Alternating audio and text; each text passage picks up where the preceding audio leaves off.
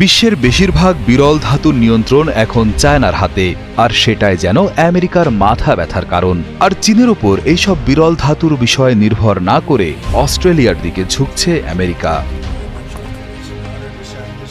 আধুনিক বিশ্বের প্রযুক্তি যেমন ইলেকট্রনিক গাড়ি, বিমানের ইঞ্জিন বা সামরিক রাডার চালাতে বেশ কিছু বিশেষ খনিজ পদার্থের প্রয়োজন হয়। এই গুরুত্বপূর্ণ খনিজগুলোর বিশ্ববাজারের বড় অংশই চীনের নিয়ন্ত্রণে। চীনের ওপর এই নির্ভরতা কমাতেই যুক্তরাষ্ট্র এবং অস্ট্রেলিয়া একটি বড় চুক্তি স্বাক্ষর করেছে।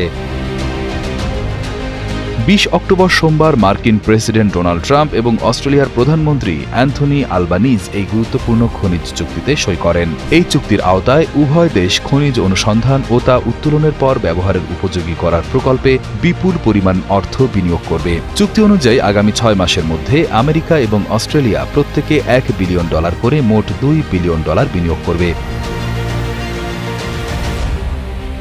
অস্ট্রেলিয়ার প্রধানমন্ত্রী এই চুক্তিকে প্রায় $৮.৫ বিলিয়ন একটি সম্ভাবনাময় পদক্ষেপ হিসেবে বর্ণনা করেছেন।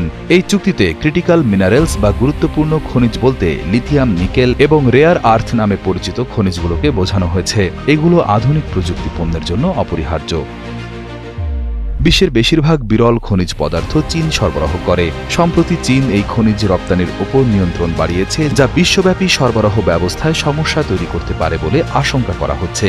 এই নতুন চুক্তির মাধ্যমে আমেরিকা এবং অস্ট্রেলিয়া নিজেদের জন্য এসব খনিজ সরবরাহ নিশ্চিত করতে চাইছে।